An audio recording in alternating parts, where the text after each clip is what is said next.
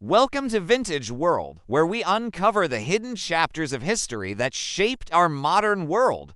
Today, we journey into the shadows of empire, exploring the covert operations that continued long after colonial flags were lowered. This is Shadows of Empire. When the Union Jack came down across Britain's former colonies, its influence didn't simply vanish, it transformed. This is the story of how an empire maintained its grip through secret operations, economic pressure, and strategic alliances long after the independence ceremonies were over. Let's travel back to Tehran, August 1953. An MI6 agent named Norman Derbyshire is navigating the crowded streets, his pockets stuffed with Iranian rials. His mission is codenamed Operation Boot, the overthrow of Iran's democratically elected Prime Minister, Mohammad Mossadegh. Why? Because Mossadegh had nationalized Iran's oil industry, which British officials considered rightfully theirs. To them, it wasn't an act of sovereignty, it was theft. The operation was swift and brutal. Within days, Mossadegh was imprisoned, and the exiled Shah was returned to power. Soon after, the Anglo-Iranian Oil Company was rebranded as British Petroleum and reclaimed its vast oil fields. The cost of this operation was immeasurable. Iran's fragile democratic experiment was sacrificed for 28,000 square miles of oil-rich land that Britain refused to let go. The Iranian coup wasn't a one-off event. It was a blueprint, a pattern that would repeat across the globe. In Africa and Asia, any leader who dared to nationalize resources or challenge Western economic dominance became a target. Take Kwame Nkrumah in Ghana. His vision for economic independence threatened British gold interests.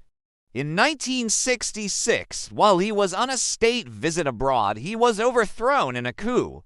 Then there was Patrice Lumumba in the Congo. He challenged Belgian and Western control over his nation's immense mineral wealth.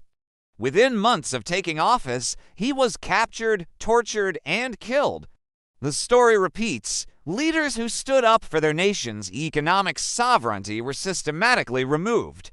The operations were designed to be deniable, with British fingerprints carefully wiped from the scene. But looking back, historians can see the unmistakable pattern of an empire refusing to loosen its grip. Sometimes, the intervention was less cloak and dagger and more bureaucratic manipulation.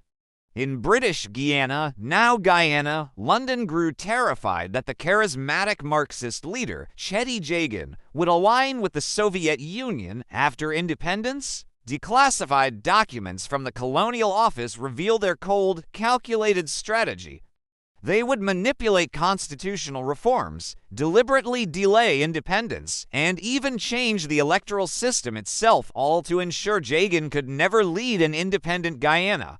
When these political maneuvers weren't enough, Britain suspended the constitution and sent in troops. Democracy was promised, but it was a rigged game. London would only grant independence once it was certain it would get the result it demanded.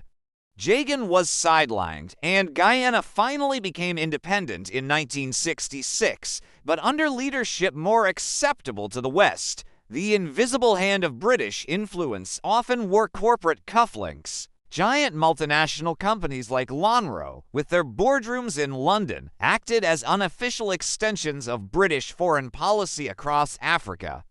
Their business decisions were, in fact, political decisions that shaped the destinies of entire nations.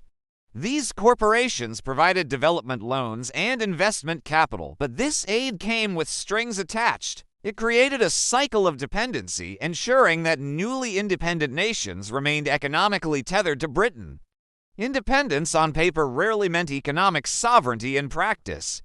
These invisible financial strings pulled leaders towards policies that benefited London, not their own people. The empire's power had simply shifted from the government office to the corporate boardroom. For the millions who lived through this transition, the cost was deeply personal and traumatic.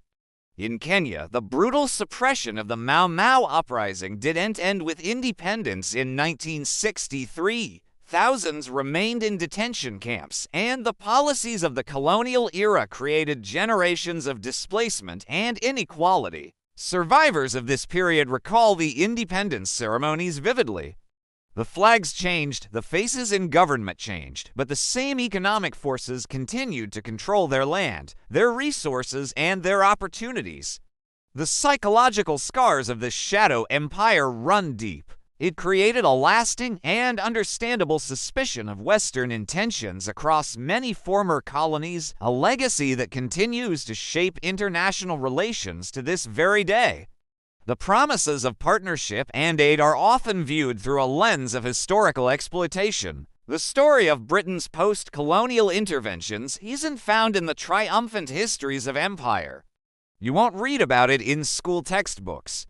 It lies hidden in recently declassified government files, buried in economic statistics, and, most importantly, held in the memories of those who lived through it. It's the story of a shadow empire, where influence outlived formal rule, and where independence often came with invisible strings attached. This isn't just history, it's the blueprint for how power operates in the modern world. It is rarely surrendered willingly, it is merely transformed.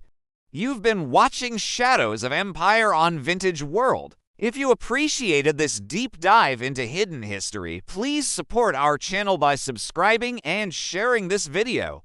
Join us next week as we examine how resource wars have shaped the borders of the modern world in ways your map will never show. Until then, remember, the past isn't just prologue. It's present in everything we see today. Thanks for watching.